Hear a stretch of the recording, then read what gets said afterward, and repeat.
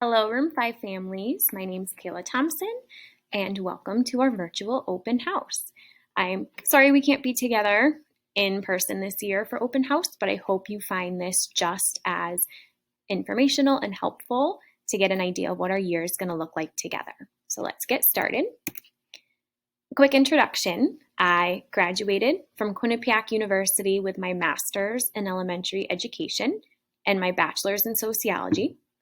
This is my fourth year teaching overall and at Flanders, and my third year teaching first grade. I love to go to the beach and drink iced coffee, and I'm looking forward to watching everyone learn and grow this year. Here are some pictures of our classroom, just to give you an idea of our learning environment. We have our desks, and they're all facing the front of the classroom. In the front corner, you can see near the windows, we have our classroom library.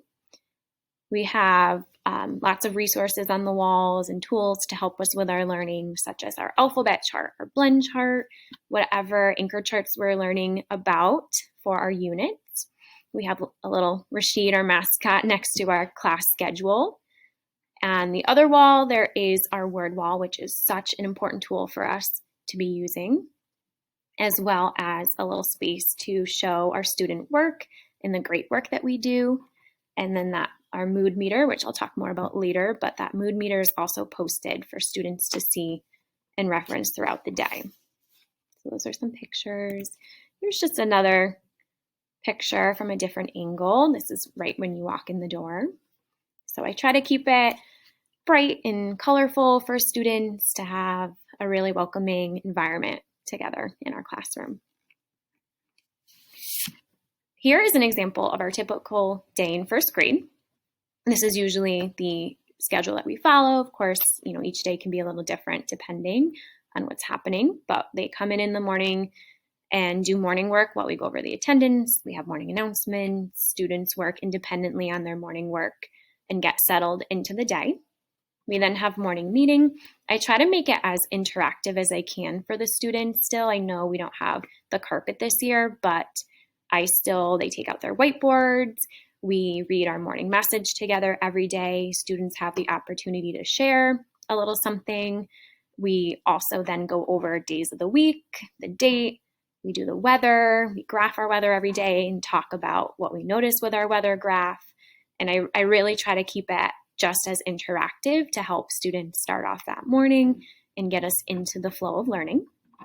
We then have phonics or word study, followed by our math break. That's our first morning math break with snack. That's usually around 9:30.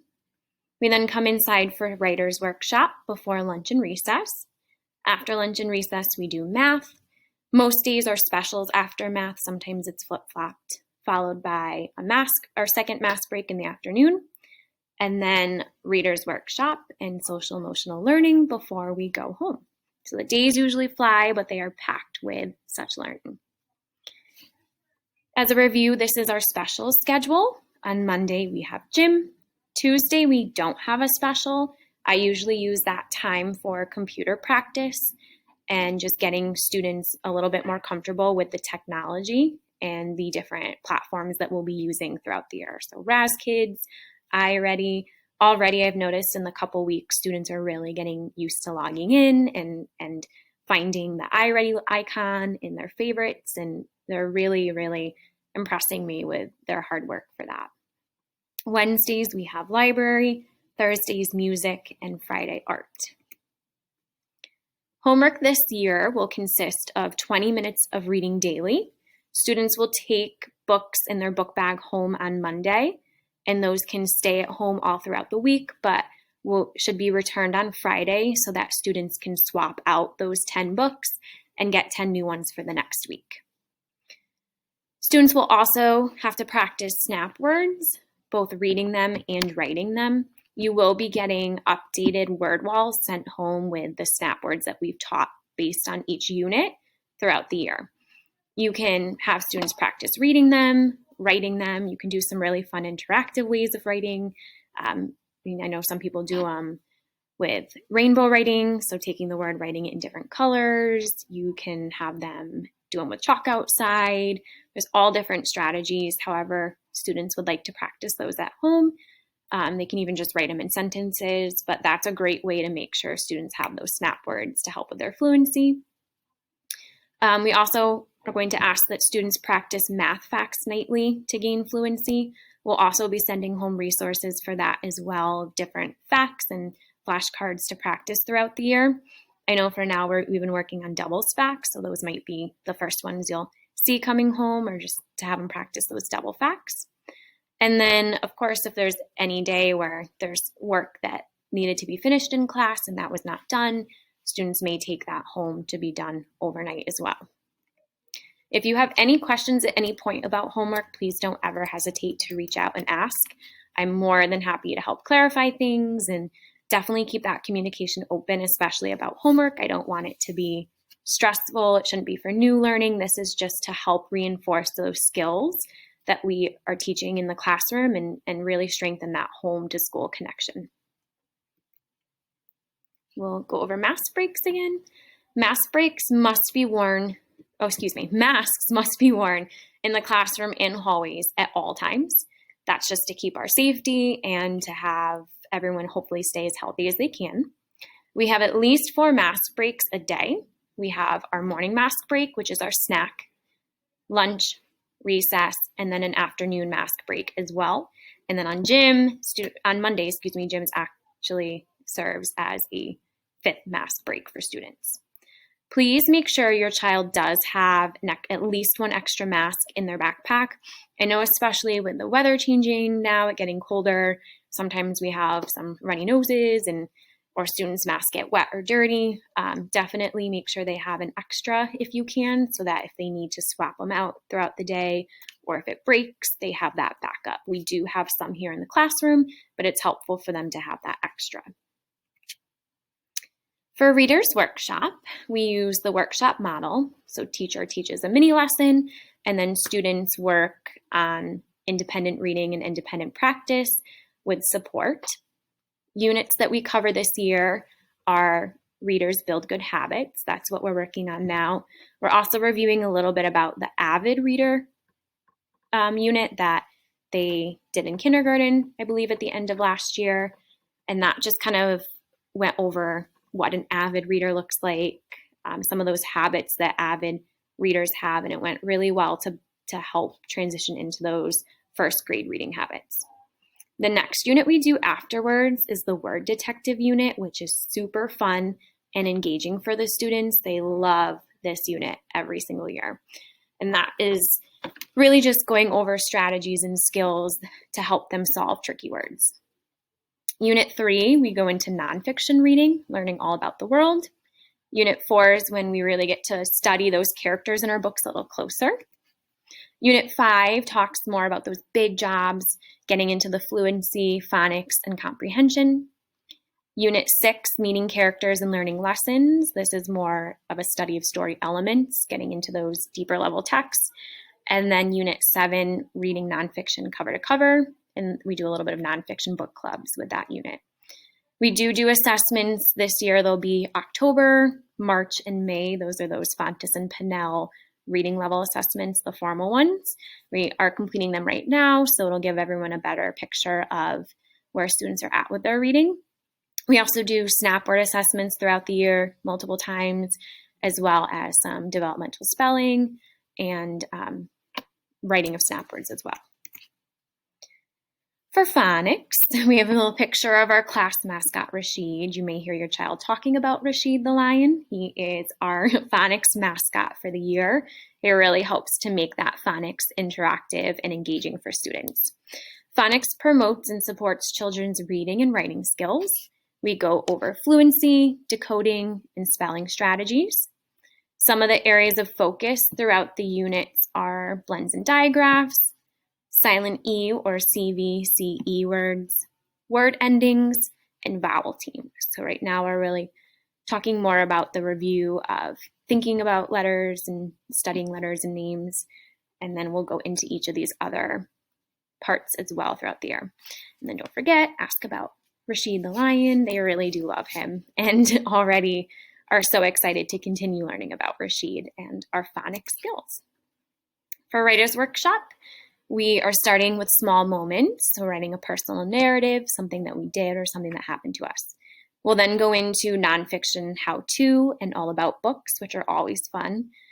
Writing reviews, which is based on opinion. That one is also a really engaging unit where students get to really share their opinions and include their thoughts and opinions in their writing. We then do some poetry and songs in our music and our hearts unit.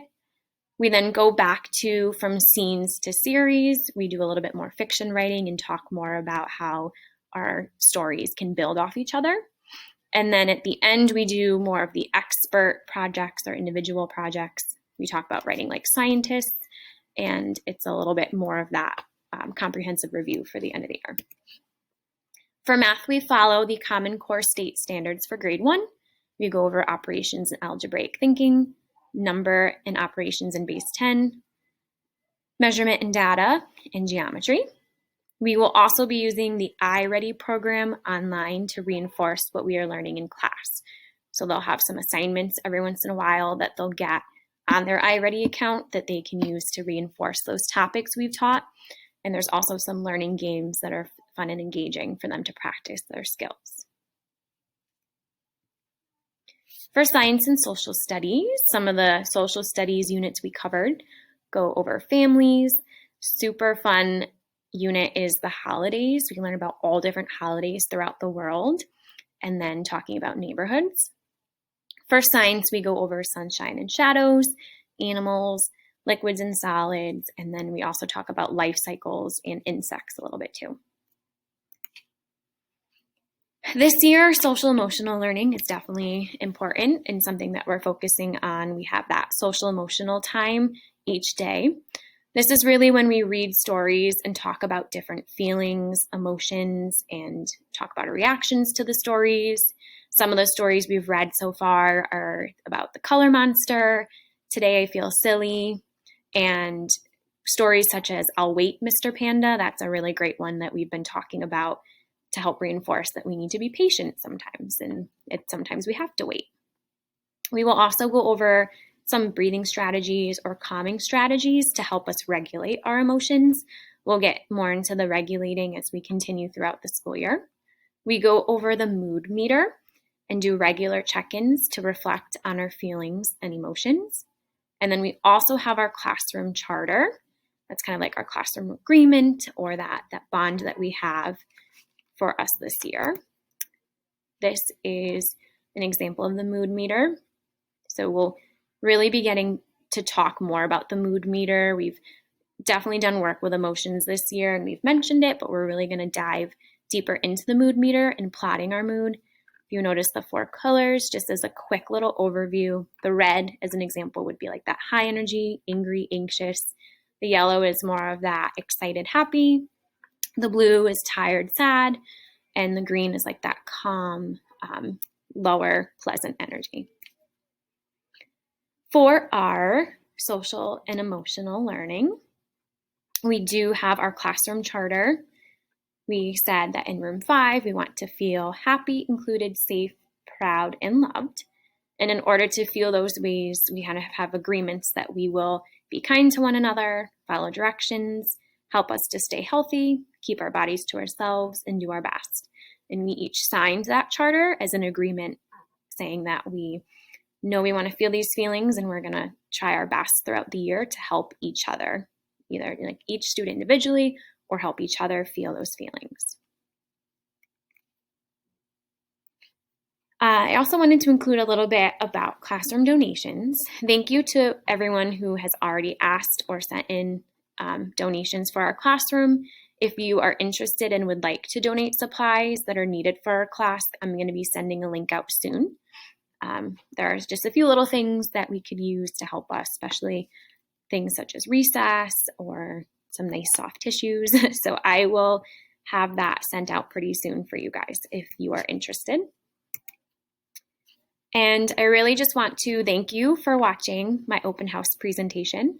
It's definitely a little weird this year, just talking to a computer screen and not having you guys to interact with, but please know that you can contact me anytime if you have questions, comments, concerns, anytime throughout the year. Feel free to email. I will do my best to respond back in as quickly as I can.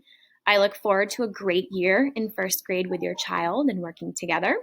Just as a reminder, my email is on this slide as well as the Flanders phone number if you need it. Again, if you have any questions, anything that you are wondering about that I did not touch upon today, please feel free to send out an email and I will do my best to answer that. I hope you all have a great rest of your night. You enjoyed our presentation, and I really look forward to talking with you guys soon. Thank you.